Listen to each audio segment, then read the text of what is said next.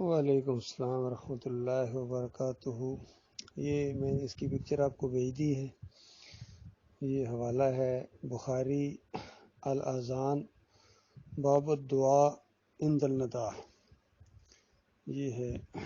اور اس میں یہ جو دعا بتائی گئی ہے کہ اذان کے الفاظ دہرائے جائیں اور اس کے بعد یہ دعا پڑھی جائے کہ اے پوری اس پکار کے رب، یعنی جس کے لیے اصلاحات قائم ہو رہی ہے، اللہ کو پکارا جا رہا ہے کہ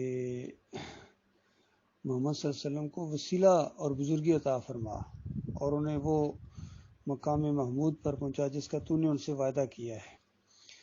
تو اس کے بعد صحابہ نے پوچھا یہ الوسیلہ کیا چیز ہے؟ تو پھر دوسری روایت کے اندر آتا ہے، مسلم کی روایت کے اندر، کہ نبی علیہ السلام نے فرمایا کہ یہ جنت میں ایک بہت بڑا درجہ ہے، بہت بڑا مقام ہے، الوسیلہ اس کا نام ہے، اور اللہ نے کہا ہے کہ میں ایک بندے کو دوں گا۔ تو مجھے امید ہے کہ اللہ تعالیٰ مجھے عطا فرمائے گا۔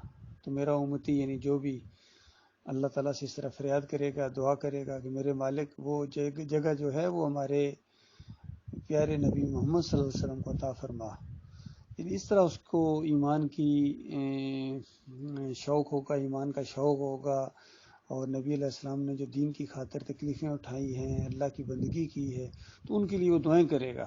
جس طرح اللہم صلی علی محمد کے بارے میں بھی یہی فرمایا کہ جو میرے اوپر ایک مرتبہ صلوات پڑے گا اللہ تعالیٰ 10 رحمتیں اس کے اوپر نازل فرمائے گا۔ اور یہاں فرمایا کہ جو میرے لیے اس طرح دعا مانگے گا میری شفاعت گویا اس کے اوپر واجب ہو گئی۔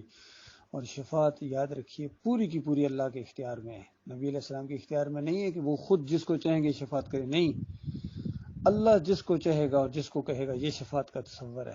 ساری کی ساری شفاعت اللہ کے اختیار میں، یعنی جس کو اللہ معاف کرنا چاہے گا اپنی طرف سے، اپنی رحمت کی وجہ سے، اور دوسرے کسی کو عزت دینا چاہے گا تو اس کو کہے گا کہ اس کو کہو، اس کے لیے شفاعت کرو۔ تو یعنی جو اس طرح اللہ سے دعائیں کرے گا، اصل میں یہ جو نبی علیہ السلام کے لیے دعائیں نہ چاہیے درود کی شکل میں جس طرح چاہیے، یہ والی دعا یہ شرک کا بہت بڑا رد ہے اور توحید کی بہت بڑی دعائیں ہیں، کیونکہ یہ آخری امت ہے، اس سے پہلے انبیاء کو پوجا گیا، پکارا گیا، اللہ کے ساتھ شریک ٹھہرایا گیا۔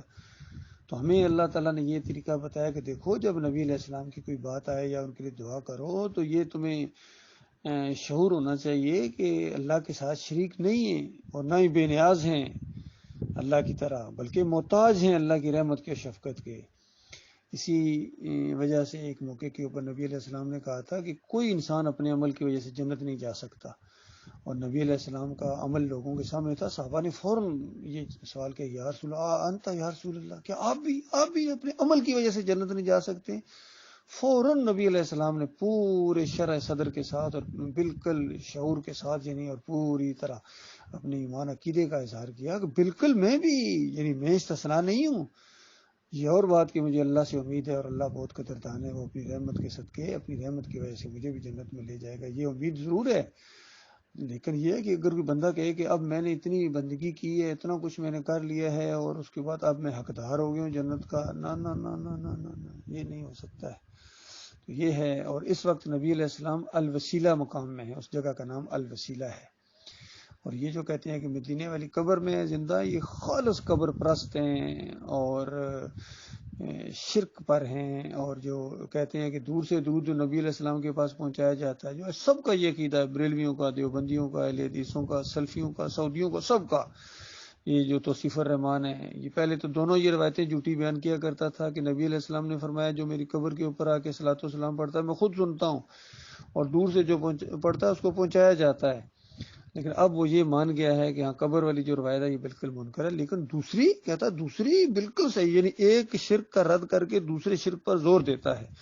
اور یہی فتویٰ ہے عبداللہ بن باز جو مفتی اعظم سعودی عرب، ان کا بھی یہی فتویٰ ہے، سب کا سب اس میں ملوث ہیں کہ نبی علیہ السلام کو قبر کے اندر زندہ، اور یہ سارے دوسرے جس طرح یہ علی انجینئر ہے اور یہ کہتے ہیں اس قبر کے اندر برزخی زندگی ہے، وہ ایک مفتی مسعود بھی ہے، وہ بھی اسی طریقے سے زور دیتا ہے کہ اس قبر کے اندر برزخی زندگی ہے۔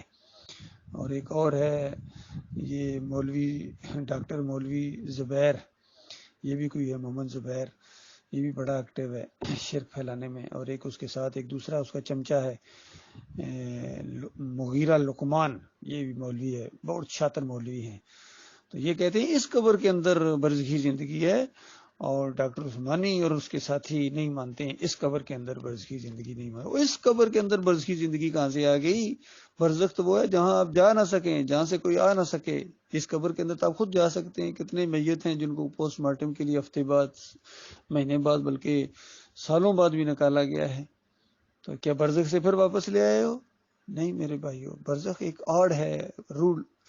جب فرشتے نکالتے ہیں تو لے جاتے ہیں اوپر، آڑ کے دوسری طرف ہے، اس لیے اس کو برزخ کہا گیا، اور وہیں اس کے حساب کتاب ہوتا ہے، وہیں اس کا عذاب یا راحت کا معاملہ ہوتا ہے۔ تو اسی لیے اس کو عذاب برزخ، یعنی برزخ کی اس طرف یہ کہا جاتا ہے۔ ان قبروں کے اندر اموات غیر احیاء ہیں، یہ مردہ ہے، ان کے اندر زندگی کی رمق تک باقی نہیں۔ شہید بھی ان قبروں میں زندہ نہیں ہیں، جنت میں زندہ ہیں، جنت کی نہروں پر آنا جاتے ہیں، عرش الہی کے ساتھ ان کے محلات ہیں۔ کیا عرش الہی ان قبروں کے اندر ہے؟ ظالمو اتنا تو غور کرو، مشرکو ذرا بھی تمہیں شرم نہیں ہے، نہ ہی تمہیں عقل کام کرتی ہے تمہاری۔ تو یہ معاملہ ہے۔